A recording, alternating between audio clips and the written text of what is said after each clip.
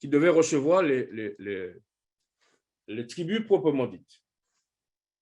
Vous avez les Philistins qui ont été les ennemis jurés d'Israël pendant tout le moment où le royaume existait, mais qui ont été mis au pas par David, au point que lorsque le royaume de Salomon a commencé, eh bien, la paix devait exister en terre de Canaan. Vous avez au sud le pays d'Édom. J'espère que vous voyez, voilà, je vais prendre ma caméra.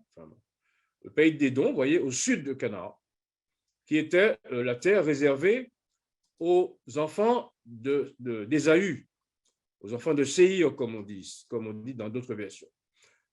Vous avez en haut Moab, territoire réservé aux Moabites, c'est-à-dire aux enfants de l'eau, descendants des enfants de l'eau.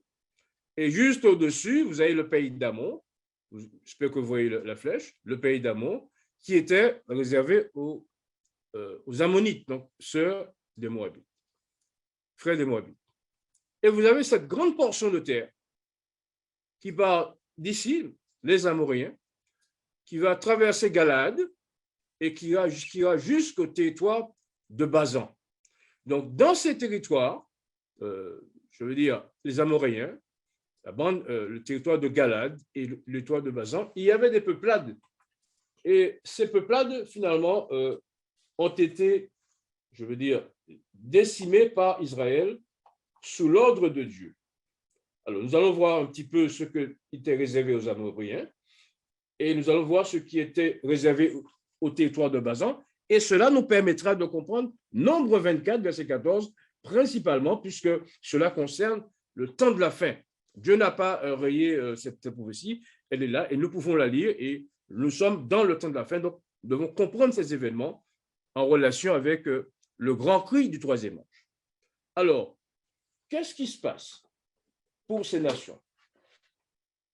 Alors, ces nations, on pourrait être étonné de ce que Dieu ait demandé de détruire les Amoréens sans qu'il ne reste un seul. Et est-ce que Dieu serait le tenant du nettoyage ethnique? Eh bien non. Il a fait pour une raison bien simple, parce que ces personnes se livraient à des abominations sexuelles et aussi des abominations quant à l'adoration. Donc, qu'est-ce qui est advenu des Amoréens? Je montre ici sur la carte, c'est-à-dire au-dessus, regardez la carte, au-dessus du territoire de Moab. Alors, Daniel, dis-nous ce qu'il est advenu de ce territoire-là. L'Éternel me dit, vois, je te livre dès maintenant Sion et son pays. Sion sortit à notre rencontre avec tout son peuple pour nous combattre à Jahatz. L'Éternel, notre Dieu, nous le livra, et nous le bâtîmes, lui et ses fils, et tout son peuple. Nous prîmes alors toutes ces villes, et nous les dévouâmes par interdit, hommes, femmes et petits-enfants, sans en laisser échapper un seul. Deutéronome, chapitre 2, versets 31 à 34.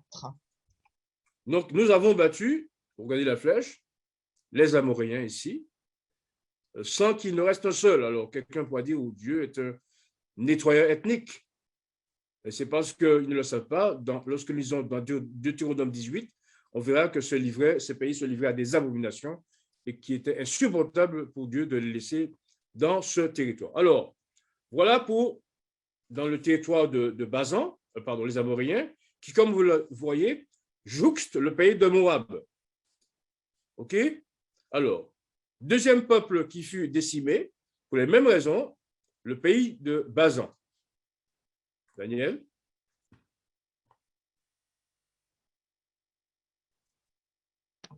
Nous nous tournâmes et nous montâmes par le chemin de Basan. Og, roi de Basan, sortit à notre rencontre avec tout son peuple pour nous combattre à Édréhi. Et l'Éternel, notre Dieu, livra encore entre nos mains Og, roi de Basan, avec tout son peuple. Nous le bâtîmes sans laisser échapper aucun de ses gens. Nous prîmes alors toutes ces villes et il n'y en eut pas une qui ne tombât en notre pouvoir. 60 villes, toute la contrée d'Argod, le royaume d'Og, en Basan. Deutéronome, chapitre 3, versets 1er, puis 3 et 4. Donc, voilà ce que Dieu fit du territoire de Bazan et de Galade, il fut décimé. Et l'histoire apprend que bien les descendants de Ruben, de Manassé et de Gad, finalement occupèrent ce territoire parce que c'était une terre bonne pour l'élevage. Donc, le royaume de Bazan a disparu, le royaume des Amoréens, suivez la flèche, a disparu. Il ne reste donc que le territoire d'Ammon, de Moab et d'Édom. Et on comprend, face à cette situation où Dieu a nettoyé le pays, bien que le roi de Moab, ici, ait eu peur et se loua les services de Balaam pour savoir ce qu'il adviendrait de son pays. Mais les enfants d'Israël se sont souvenus. Excuse-moi, frère Bolo, tu peux recadrer un petit peu ton écran, s'il te plaît? C'est bon? Merci. C'est mieux? Oui, beaucoup mieux. Merci. Donc, vous comprenez la crainte de Moab, la crainte d'Ammon, pardon, et la crainte de Moab, d'Édom au sud. Mais Dieu avait donné des ordres formels sur ces territoires. Qu'est-ce qu'il avait dit à Moïse de manière formelle et que Moïse respecta? Voilà l'ordre que Dieu avait donné aux enfants d'Israël concernant Ésaü, Ammon et Moab. Ne les attaquez pas, car je ne vous donnerai dans leur pays pas même de quoi poser la plante du pied. J'ai donné la montagne de Séhir en propriété à Ésaü. Deutéronome chapitre 2, verset 5. Ne les attaque pas et ne t'engage pas dans un combat avec eux, car je ne te donnerai rien à posséder dans le pays des enfants d'Ammon. C'est aux enfants de Lot que je l'ai donné en propriété. Deutéronome chapitre 2, verset 19. L'Éternel me dit, n'attaque pas Moab et ne t'engage pas dans un combat avec lui, car je ne te donnerai rien à posséder dans son pays. C'est aux enfants de Lot que j'ai donné Ar en propriété. Deutéronome chapitre 2, verset 9. Alors, vous comprenez que cette terre n'a pas disparu de la circulation. Cette terre est bien présente dans la terre de Palestine et est occupée par les Jordaniens, par les Saoudiens, par les Libanais et par les Syriens. Donc, la terre existe bien et les gens qui peuplent ce territoire existent bien également. Donc, nous avançons pas à pas avec notre Dieu dans l'information qu'il nous donne. Nous ne saurions rester en retard et dire que finalement, cela ne nous intéresse pas parce que finalement, bon, nous n'avons rien à voir avec cette. Mais n'oublions pas que cette prophétie concerne le temps de la fin. Et qu'est-ce que Dieu est en train de dire là? Dieu est en train de dire, voilà, j'avais demandé qu'on ne touche pas au territoire d'Édom à l'époque. J'avais demandé à Ashkon, vous avez la flèche, j'avais demandé qu'on ne tienne pas, qu'on ne mette pas la main sur le territoire de Moab. J'avais demandé qu'on ne mette pas la main sur le territoire d'Ammon. Et on comprend justement que Balak, roi des Moabites, a eu peur en pensant que comme Israël n'a fait qu'une seule bouchée du territoire de Bazan, du territoire de Galade et du territoire des Amoréens, eh bien, ils en viennent aussi à faire la même chose pour son pays.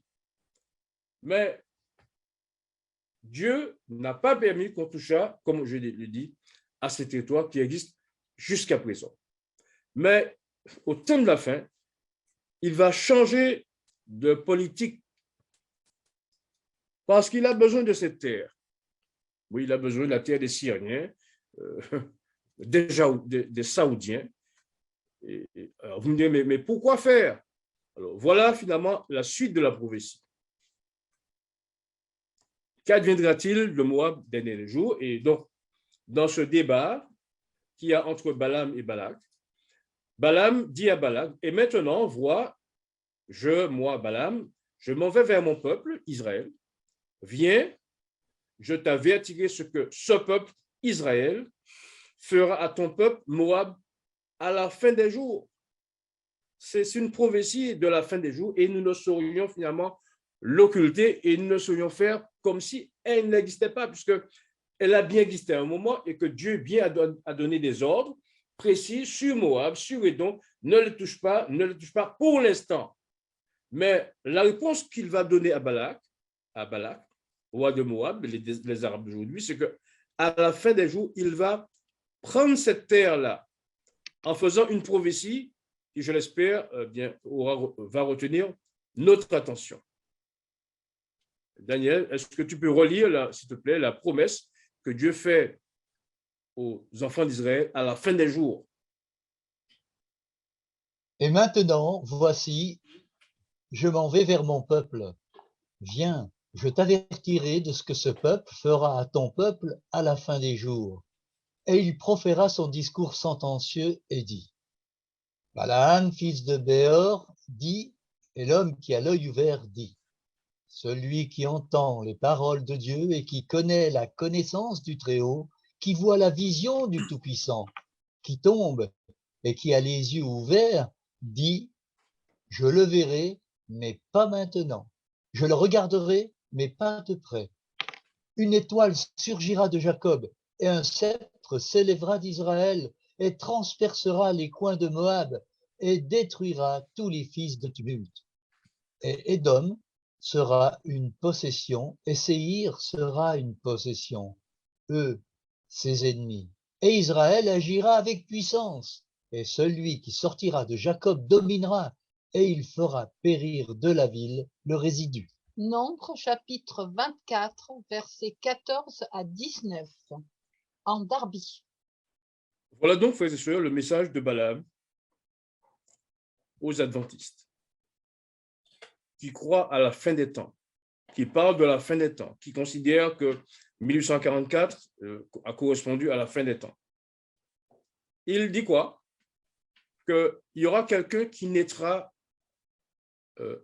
d'Israël, une étoile, c'est-à-dire Christ en lui-même, pas un homme quelconque, et que quand il viendra, cet homme, ce Jésus, eh bien, il va détruire les enfants de Seth, les enfants d'Édom et les enfants de Moab. Alors, le problème, frères et sœurs, c'est que nous croyons à une partie de la prophétie de Balaam. Nous croyons que Balaam a annoncé cette étoile qui est Christ lui-même. Mais nous ne croyons pas à la deuxième partie qui dit que lorsque cet homme viendra, eh bien, il va diriger des opérations qui vont aboutir à la suppression du royaume d'Édom, du royaume de Moab, du royaume, ici, on est aux Amoréens, on est aujourd'hui, tous ces pays-là. Alors, dans cette partie, il y a une partie de la Jordanie, une partie de la Syrie, vous voyez, ici, la Phénicie, le Liban juste en haut, et plus à l'est, plus à droite, il y a le territoire de l'Arabie Saoudite. Moi, je crois en cette prophétie. Je crois que lorsque le moment sera venu, eh bien, il y aura cette guerre prédite par Zacharie pour libérer la terre. Et pour quelle raison Dieu veut-il libérer cette terre? Pas pour faire du nettoyage ethnique, mais parce qu'il en a besoin pour établir son quartier général. Et beaucoup de personnes pensent que parce que Jésus est venu, ces paroles n'ont plus de sens. Alors, Daniel, s'il te plaît, lis-moi les deux. Arrête-toi un moment que je fasse un commentaire pour la première déclaration et commenter le second. Moi, Jésus, j'ai envoyé mon ange pour vous attester ces choses dans les églises. Je suis le rejeton et la postérité de David, l'étoile brillante du matin. Apocalypse chapitre 22, verset 16. Vous vous rappelez que dans la prophétie de Balaam, il dit qu'un astre sort de Jacob, un sceptre s'élève d'Israël. Et c'est ce Jésus finalement qui parle et qui montre que lorsque le temps de la fin, en tout cas à l'intérieur de cette portion de temps qu'on appelle le temps de la fin, il interviendra pour libérer Jérusalem, libérer les territoires adjacents, libérer la terre que Dieu donne à nos pères pour une raison précise, parce qu'il en aura besoin plus tard comme on va le voir. Alors ici, frères et sœurs, nous ne falsifions pas, nous n'altérons pas l'Écriture. Nous ne disons pas que cela arrivera pendant le millénium, comme certains le disent. Nous disons simplement qu'à un moment précis, au temps de la fin, que Dieu interviendra pour libérer cette terre. Et si nous croyons que cela n'a pas de rapport avec la venue de Jésus et que Jésus, finalement, en venant, a mis une fin à cette prophétie, voilà ce qu'il dit lui-même dans la déclaration qui va suivre. Jérusalem sera foulée aux pieds par les nations, jusqu'à ce que les temps des nations soient accomplis. Luc chapitre 21, verset 24. Remarquez que Jésus ne dit pas que cette Jérusalem sera foulée aux pieds jusqu'au temps de la fin, jusqu'à la fin des temps, jusqu'au dernier jour. Mais il dit qu'il a consacré une période de temps introduite par le jusqu'à ce que le temps des nations soit accompli. Et cela signifie que lorsque le temps des nations sera accompli, lorsque Dieu aura décidé que cela suffit, que sa terre, qui est la sienne, sa terre qui est occupée, il va lui-même intervenir afin de diriger le conflit qui va libérer cette terre, libérer la terre de nos pères, libérer la terre des enfants d'Israël, car pour me répéter, Jacob lui-même, Genèse 49, verset 1er et verset 2, atteste que ses fils seront présents à la fin des jours, et c'est justement la raison pour laquelle la toute première vision d'Ellen White fut consacrée au rassemblement des enfants d'Israël. Alors, nous allons lire finalement le corollaire à la déclaration de la guerre de Palestine, prédite dans Nombre 24. Pourquoi ce corollaire? Parce que, lorsque le temps des nations sera accompli, Jérusalem sera libérée, puisque si on doit prêcher le troisième ange, comme je viens à répéter, les premiers endroits qui seront fermés seront la conférence générale dans le Silver Spring, Maryland, et que les églises adventistes seront fermées parce que la bêta du corps n'acceptera pas que cela soit ainsi. Mais Dieu, qui est un Dieu, prévoyant, il va, comme on l'a vu souvent, installer ce quartier général dans la terre de nos pères, dans la terre de Palestine. Et c'est pour cette raison qu'il veut que Édom, voilà ici, Moab, voilà ici, les Amoréens ici, soient libérés de manière à abriter le quartier général de l'Évangile, prédit ici dans le livre d'Ésaïe 2, verset 2 à 3, que nous recommande l'auteur du questionnaire, mais sans y croire très vraiment, puisqu'il dit que puisque Jésus est venu, c'est terminé. Non, ce n'est pas terminé. Voilà le quartier général de l'Évangile que Daniel va nous lire ici.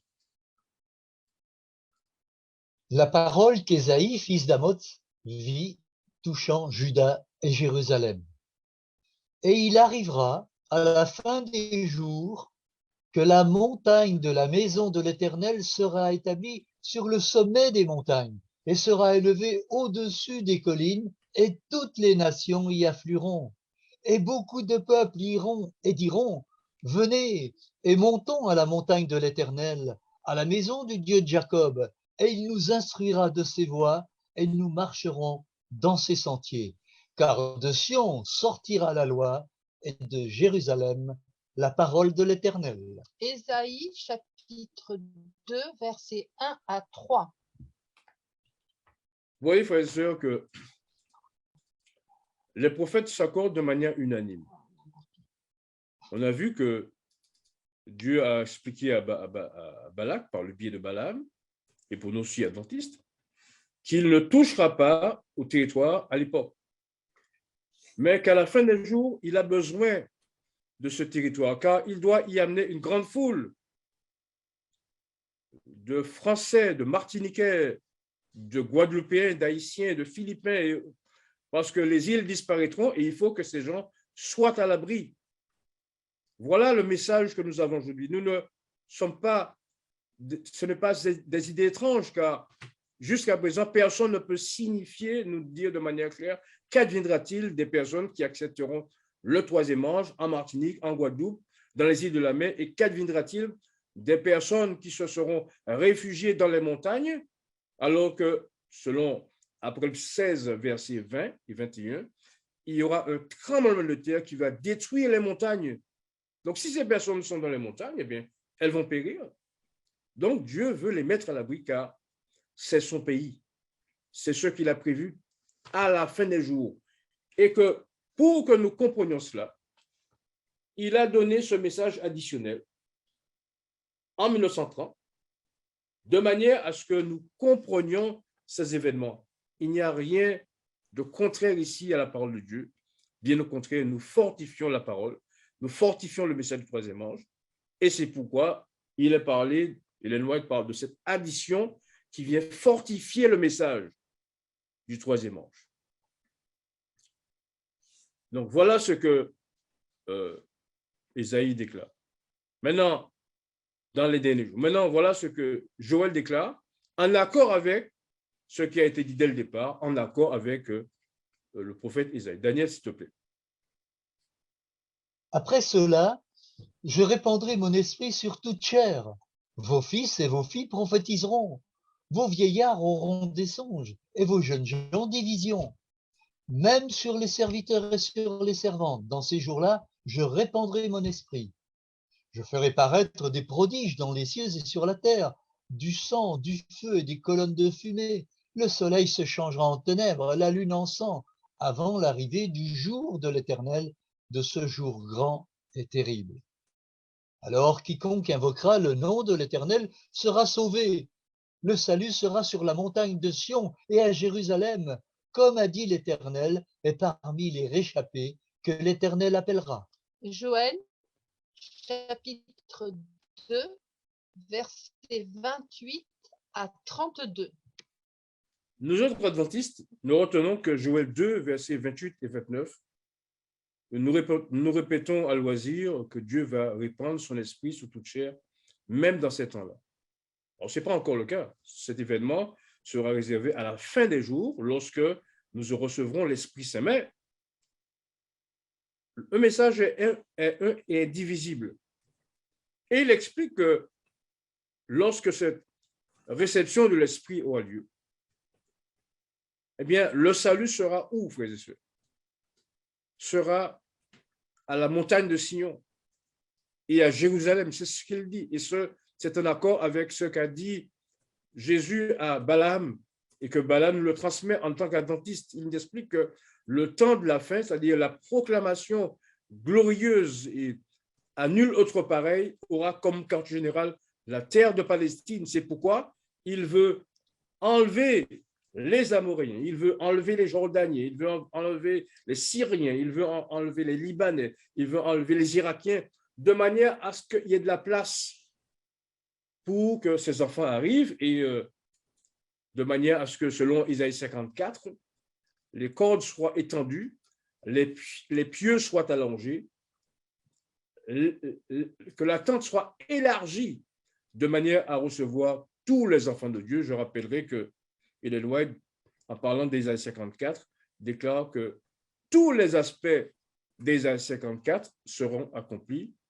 Commentaire biblique adventiste, page 1148.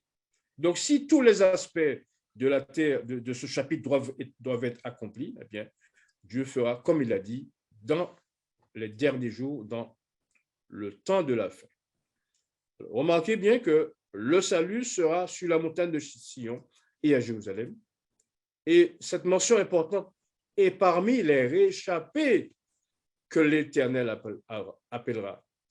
Alors, qui sont ces réchappés que l'Éternel appellera, qui seront, en l'occurrence, à ce moment-là, porteurs de salut?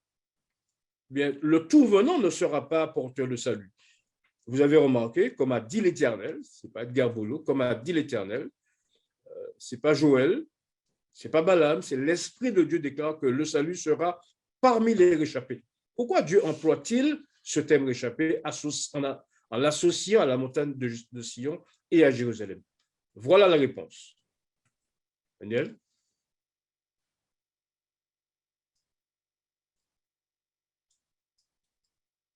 Car c'est le moment où le jugement va commencer par la maison de Dieu. Et ce scellement des serviteurs de Dieu est le même qui fut montré à Ézéchiel en vision. Jean aussi fut le témoin de cette étonnante révélation. Donc, première référence, 1 Pierre 4, 17. Et deuxième référence, Testimonies to Ministers, page 445. Nous avons appris, nous le savons, que depuis 1844, notre Sauveur est présent devant le Père, par la droite, il est maintenant devant le Père. Il était à la droite jusqu'en 1944, mais à partir de 1844, il a quitté la droite, tout comme le Père d'ailleurs. Ils ont quitté tous deux le paradis, le troisième ciel, et ils sont venus dans le lieu très saint. On se rappelle de l'étude de Fendi à ce sujet, avec les trônes, je veux dire, mobiles et les trônes statiques. Et que depuis ce moment, il a commencé le jugement des morts. En faisant quoi? Eh bien, en effaçant des noms et en conservant d'autres. Et pour le jugement des vivants, maintenant, il va passer à quelque chose de particulier. Il va mettre les feux de l'actualité biblique sur ce jugement. Et il déclare ceci, Daniel, s'il te plaît, relis, ce scellement. Ce scellement des serviteurs de Dieu est le même qui fut montré à Ézéchiel en vision. Jean aussi fut le témoin de cette étonnante révélation. Donc, Testimonies to Ministers, hein, page 445 qu'on a déjà lu. Vous comprenez que les rescapés proviennent de là. Car en effet, Ézéchiel et Jean s'accordent sur le jugement des vivants. Comment? Voilà ce qu'il dit. Voilà ce qui est dit dans la parole en relation avec le jugement des vivants, en relation avec les rescapés. Daniel, s'il te plaît. Et cette femme saisiront en ce jour un seul homme et diront, nous mangerons notre pain et nous nous vêtirons de nos habits. Fais-nous seulement porter ton nom. Enlève notre opprobre. En ce temps-là, le germe de l'Éternel aura de la magnificence et de la gloire, et le fruit du pays aura de l'éclat et de la beauté pour les réchappés d'Israël. Et les restes de Sion, les restes de Jérusalem, seront appelés saints. Quiconque à Jérusalem sera inscrit parmi les vivants. Après que le Seigneur aura lavé les ordures des filles de Sion et purifié Jérusalem du sang qui est au milieu d'elle par le souffle de la justice et par le souffle de la destruction. Donc, c'est Ésaïe, chapitre 4, versets 1 à 4. Vous remarquez qu'une nouvelle fois, comme pour dans Joël 2, 32, qu'il est parlé de rescapés. Mais ces rescapés ne proviennent pas de toutes parts. Ils proviennent des restes de Sion qui, comme le savons, représentent l'Église de Dieu. Donc, toutes ces personnes seront appelées saintes lorsque le jugement des vivants sera terminé, puisqu'il dit « Quiconque à Jérusalem sera inscrit parmi les vivants, après que le Seigneur aura lavé les ordures des filles de Sion et purifié Jérusalem du sang qui est au milieu d'elle par le souffle de la justice et par le souffle de la destruction. » Joël parle de rescapés, mais il ne nous explique pas la manière dont proviennent les rescapés, d'où émergent les rescapés. Lui, Ésaïe, nous enseigne que ces rescapés émergent après la destruction littérale, d'accord, par le souffle de la destruction littérale. Et ce sont ces personnes qui seront porteuses de salut à toute l'humanité, bien évidemment, à partir de leur quartier général de la Palestine. Et faut-il rappeler cette déclaration? Étudier le 9e chapitre d'Ézéchiel, ces paroles s'accompliront littéralement. Vous savez, tout cela s'enchaîne. Si nous croyons que Dieu prédit une guerre où les descendants d'Ammon, de Moab seront renversés, mais nous croirons à la prophétie de l'établissement du quartier général en terre de Palestine, et nous croirons à l'émergence de ces personnes, et nous croirons au caractère littéral de la purification de l'Église. Et comme si cela ne suffisait pas, voilà une autre fois, un autre prophète, qui, contrairement à ce qui est dit par le monteur, va trouver son accomplissement, non pas au moment du début de la proclamation de l'Évangile, mais à la fin des jours. Daniel. L'Éternel établira sur toute l'étendue de la montagne montagne de Sion et sur ces lieux d'assemblée, une nuée fumante pendant le jour et un feu de flamme éclatante pendant la nuit, car tout ce qui est glorieux sera mis à couvert. Il y aura un abri pour donner de l'ombre contre la chaleur du jour, pour servir de refuge et d'asile contre l'orage et la pluie. Je regardais, et voici, l'agneau se tenait sur la montagne de Sion, et avec lui 144 000 personnes qui avaient son nom et le nom de son père écrit sur leur front. Donc, deux références. La première, Ésaïe, chapitre 4, versets 5 et 6, puis Apocalypse, chapitre 14, verset 1er. Cette juxtaposition des écrits des prophètes et ceux de Jean, cette analogie entre les écrits des prophètes et ceux de Jean atteste que tous les livres de la Bible se résument et s'achèvent dans l'Apocalypse.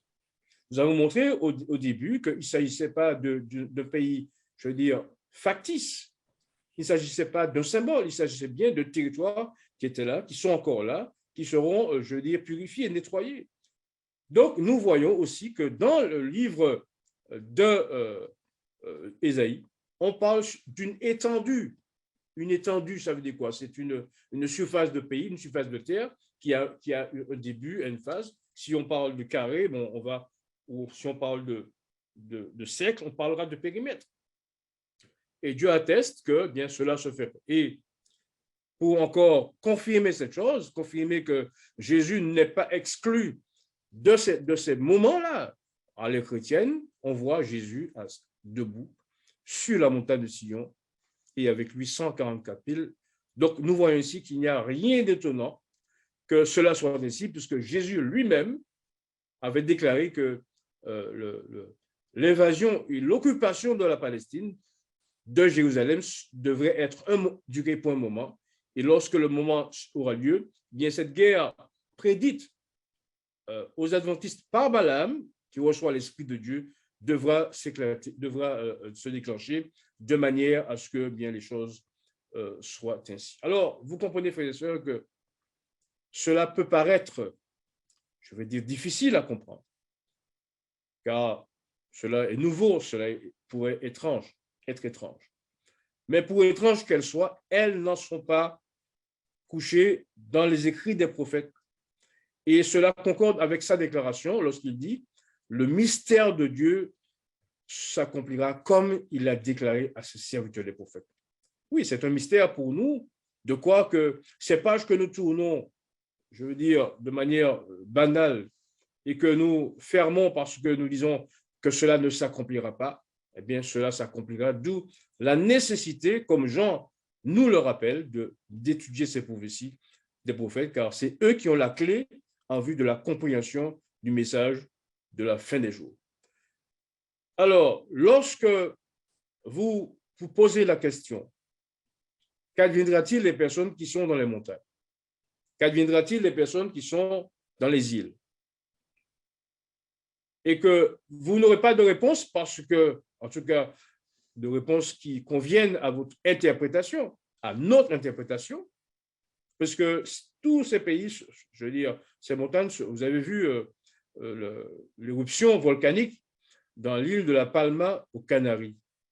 Et lorsqu'on comprend que, selon Apocalypse 16, versets 17 à 21, qu'il est parlé de tremblement de terre tel que le monde n'a jamais vu, vous comprenez que la terre sera bouleversée. Et le seul endroit, oui, le seul endroit prévu par Dieu sera la montagne de Sion, la terre de Palestine, nettoyée des personnes qui l'occupent illégalement, car selon Lévitique 25, verset 23, tout comme Israël était étranger dans cette terre, ils le sont d'autant plus qu'ils n'appartiennent pas au peuple de Dieu, mais Dieu va faire quelque chose je veux dire, de charitable. Dieu va les adjoindre à son peuple, tout comme cette multitude de personnes qui s'est joint à Israël lorsqu'il sortit d'Égypte. Alors, voilà ce que Dieu nous recommande en relation avec cette terre, en relation avec ce message de Balaam par l'Esprit de Dieu pour son Église aujourd'hui. Daniel, tu vas nous lire ce texte, s'il te plaît.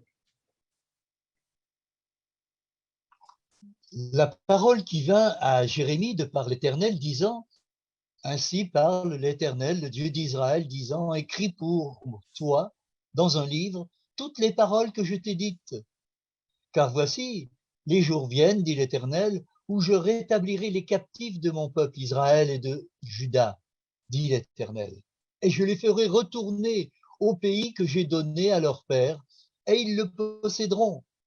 L'ardeur de la colère de l'Éternel ne retournera pas jusqu'à ce qu'il ait exécuté et accompli les pensées de son cœur. À la fin des jours, vous le comprendrez. Jérémie, chapitre 30, versets 1 à 3, puis 24 en version Darby. Oui, Dieu sait que ce sont des choses difficiles à comprendre. Il l'a dit depuis au moment où Jérémie annonçait la captivité à Babylone. Nous sommes dans les années 580 avant Jésus-Christ. Et voilà que c'est maintenant que ces prophéties soient comprises. Tant de descendants d'Isaac et de Jacob sont morts sans voir la réalisation de cette prophétie. Bien, nous qui vivons au temps de la fin, nous sommes, si Dieu le permet, les candidats à voir ce magnifique miracle se produire.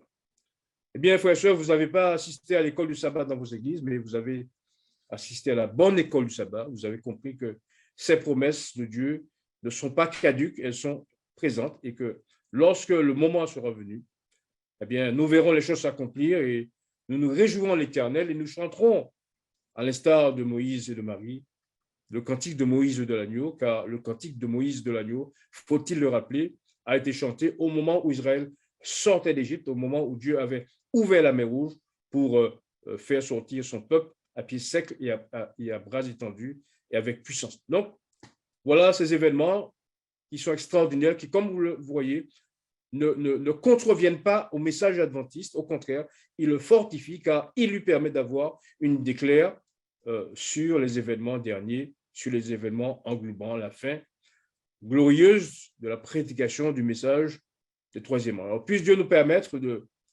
comprendre ces choses, de les accepter par la foi et de nous préparer, comme dirait notre ami Ellen White, de nous préparer avec toutes les forces